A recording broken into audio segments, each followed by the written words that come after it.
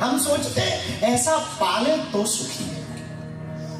एक तिब्बत की बहुत पुरानी कथा है, प्रचलित, बहुत प्रचलित, तिब्बत की। एक सम्राट एक बार भूल गया रास्ता, तो जंगल में पहुंचा एक किसान के घर। उसने ठंडा पानी दिया, बिस्तर पर बिछाया। वो जानता नहीं था, वो तो राहगीरों की मदद करता था। सम्राट तो उसने पूछा कि क्या तुम मुझे जानते हो? तो किसान ने कहा क्षमा करो, मैं नहीं जानता, और मेरा काम है राहगीरों का स्वागत करो। तो सम्राट ने कहा कि क्या तुम्हें पता है कि तुम्हारे यहाँ का सम्राट कैसा है? बोले नहीं। सम्राट सुना है कि अच्छा है, दिखने में सुंदर है, प्यारा है, बहुत दयावान है, पर हम कभी मिले नहीं। तो सम्राट ने कहा कि क्या तुम्हारी मिलने की इच्छा है? किसान ने कहा कि मिल जाए तो ठीक है। तो सम्राट ने कहा कि तुम पहचानोगे कैसे? किसान बोला हमने कभी देखा नहीं। बात तो हम वही पूछने वाले कि हम पहचानेंगे कैसे? सम्राट ने कहा एक काम करो, तुम हमारे साथ चलो, हम तुम्हें सम्राट से मिलवा। सम्राट ने मन में सोचा इसको ले जाएंगे तो रास्ता भी पता चल जाएगा, इसका थोड़ा स्वागत वागत करेंगे, सम्मान देंगे, पैसा वैसा देंगे, ये भी खुश हो जाएगा, हमारे महलों में रहेगा। तो सम्राट ने अपने घोड़े पे बैठाया तो किसान ने हाथ की थपकी दी और कहा भाई साहब एक बात बताओ, हम सम्राट को पहचानेंगे कैसे कि ये सम्राट है? पता लगे कि तुम किसी एरा गेरा को मिलवा दो, सम्राट का नाम बता दो, जैसे कई बार ऐसा होता है जैसे पता ना हो उनको। एक कोई बहुत विदेश की एक बहुत विचित्र हास्य कथा प्रचलित है भारत में कि वो विदेश ले जाने के लिए वीजा लेते हैं कि चलो तुमको हम जो है समुद्र के किनारे दुबई ले जाते हैं, नाव से जाना पड़ेगा, पैसा लगेगा, सबसे 1-1 लाख रुपया ले लिया, और वो दुबई की जगह में मुंबई के ही एक दूसरे छोर पर छोड़ दिया। लोगों को लगा कि पूछा कौन है? बोले दुबई है, और ये अपनी नाव लेके वापस आ गया। जब लोग वहां उतरे तो लोगों ने पूछा कि कहाँ आए? बोले दुबई आए। अरे बोले तो मुंबई। तो सम्राट से उस किसान ने पूछा कि तुम किसी अन्य व्यक्ति को मिलवा दो, सम्राट कह दो, तो मैं कैसे पहचानूं कि ये सम्राट है? तो सम्राट ने कहा कि जिसको देख करके लोग अपनी टोपी उतारें और जिसको नमस्कार करें, और जिसको अपनी पगड़ी उतार कर नमस्कार करें, और जिसके सामने सब खड़े हो जाए, समझना ये सम्राट। जैसे सम्राट ने मन में सोचा कि हम जैसे एंट्री करेंगे अपने राज्य में, और स्वाभाविक है लोग मुझे देख करके सम्मान देंगे, पगड़ी उतारेंगे, टोपी उतारेंगे। लेकिन बड़ी आश्चर्य घटना घटी, जो हमने कहा ना कि सुख की भ्रांति से बचना है। आश्चर्यचकित घटना ये घटी, कथा ये कहानी बड़ी लोकप्रिय कहानी है कि घटना ये घटी कि पूरे नगर के लोग टोपी उतार सम्मान कर रहे थे, नमस्कार कर रहे थे। तो सम्राट ने व्यक्ति से पूछा कि अब तुम पहचान गए कि सम्राट कौन है? देखा नहीं तुमने? लोग टोपी उतार रहे हैं, नमस्कार कर रहे हैं। बोली यही तो टेंशन हो गई कि घोड़े पर हम 2 लोग हैं, नमस्कार किसको कर रहे हैं? घोड़े पर हम 2 लोग हैं, यही मुझे टेंशन है कि नमस्कार किसको? इसी को कहते हैं सुख की भ्रांति, इसी को कहते हैं सुख की भ्रांति।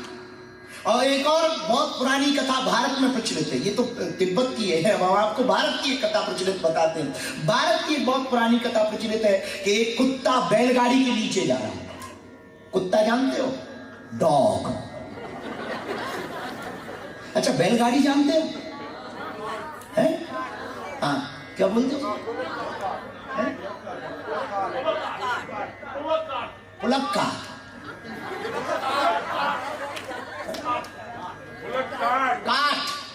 काट ऐसे समझ आता अपना रिएक्शन एकदम फाइट।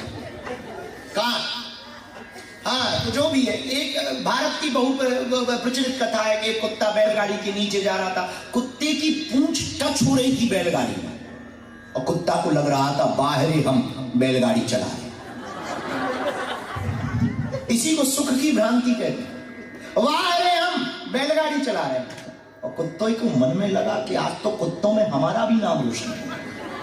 पीढ़ी दर पीढ़ी आने वाले जितने भी टॉमी हैं सब याद करेंगे कि भारत का एक कुत्ता ऐसा हुआ जो बैलगाड़ी चलाता था। ऐसा मन में वो सोच रहा होगा, और वो जा रहा था रास्ते में। इसने सोचा ट्राई करें कि मैं ही चला रहा हूं, कोई दूसरा तो नहीं चला रहा है। तो उसने सोचा मैं रुकूं और गाड़ी रुके तो पक्का तय हो जाएगा कि मैं ही गाड़ी चला रहा हूं। और वो रुका और किस्मत की बात कि गाड़ी का पहिया भी एक पत्थर में अटक गया, वो गाड़ी रुक गई। उसने कंफर्म कर दिया, yes I am powerful dog, strong. अब मैं तो कह नहीं सकती। तो कुत्ता बेचारा बहुत भावुक हो गया, रोने लगा, आंसू आने लगे। और आंसू इस बात के आने लगे कि हमारे दादा परदादा टॉमी बॉमी मर गए, आज तक ऐसा काम नहीं कर पाए। एक मैं हुआ, अपने दादा परदादा टॉमी, रॉकी, गबरू, कुत्तों के नाम भारत में रखे जाते हैं, ऐसे कुत्तों के नाम रखे। तो कुछ लोगों के भी होने लगे। हमको ज्यादा नाम नहीं लेना चाहिए वरना ऑब्जेक्शन उठ सकता है। I am very very not sorry. तो कुत्ता को लगा कि वाह, हमने तो बहुत बड़ा एक इतिहास लिख दिया है, बैलगाड़ी चला रहे हैं। और किस्मत की बात टायर पहिया अटक गया पत्थर में। पर बैलगाड़ी चलाने वाले जो किसान था उसने बैलों को थोड़ा सा डंडी से पीटा, गाड़ी आगे गई। भगवान ऐसे लोगों को ठिकाने भी बहुत जल्दी लगा। बैलगाड़ी के मालिक ने बैलों को निकाला और जैसे ही बैल निकले तो जो गाड़ी ऊपर थी नीचे आ गई। कुत्ता की चाव नहीं बन गई, पसर गया। चारों पैर ऐसे फैल गए जैसे अंतरिक्ष यात्रा पे जा रहा,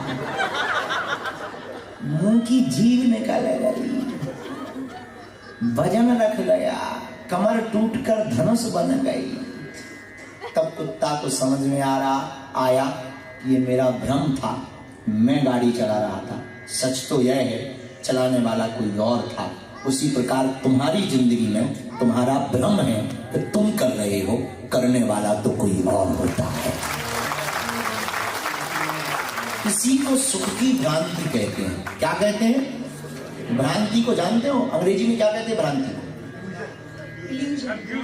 कंफ्यूजन, इल्यूजन।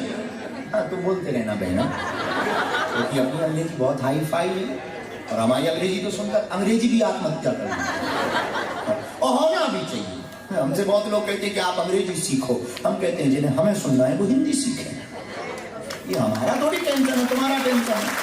इसका मतलब ये नहीं कि हम सीख नहीं सकते, इसका मतलब ये नहीं है कि हम सीख नहीं सकते, इसका मतलब ये है कि हमें अनपढ़ गवार बने रहना बहुत अच्छा लगता है। क्योंकि ज्यादा पढ़े लिखे लोगों में जिंदगी, क्योंकि अंग्रेजी से हमारा उतना भरोसा नहीं है। हमें नॉलेज की स्पेलिंग पता थी कि एन से शुरू होती, तो भरोसा उठ गया कि के से शुरू होती है। हनुमान जी महाराज एक ऐसे देवता है जो अशांति को मिटाते हैं, शांति की स्थापना करते हैं, कुमति को मिटाते हैं, सुमति की स्थापना करते हैं, संकटों को मिटाते हैं, क्योंकि स्वयं भी संकट मोचन कहलाते हैं। तो मेरे पागलों, शांति को पाने के कितने उपाय हैं? 5। जोर से बोलो। आप लोग लक्ष्य से नहीं भटक जाना, हम लौट कर वहीं आएंगे। शांति को पाने के 5 उपाय हैं। पहला उपाय संतुष्टि, संतोष। दूसरा उपाय गुरु पर भरोसा। तीसरा उपाय प्रभु को धन्यवाद। चौथा उपाय वर्तमान में जियो। और 5वां उपाय सुख की भ्रांति से बचो। ये भ्रांति थी, इससे बचो, रियल जियो, वास्तविक जियो। आप परेशान इसलिए हो क्योंकि आप जो नहीं हो वो दिखने की कोशिश करते हो, और हम मुस्कुरा इसलिए रहे क्योंकि हम जो हैं वो सामने। बनावटी का मतलब ही नहीं है, तो आप मुस्कुराओगे, इसलिए प्रसन्न रहना है। तो वास्तविकता में जीना प्रारंभ करो। हनुमान जी का काम ही यही है। हनुमान जी शिक्षा देते हैं, कुमति निवारो सुमति के संगे महावीर बजरंगी, महावीर विक्रम बजरंगी, कुमति निवार सुमति के संगे, कुमति निवार सुमति के संगे। स्मृति को देने वाले, संकटों को हरने वाले, संकट मोचन स्वयं भी है हनुमान जी। दुखों को मिटाने वाले, सुख को देने वाले हनुमान जी महाराज आपके जीवन में टेंशन को हटाकर की अटेंशन भर देते।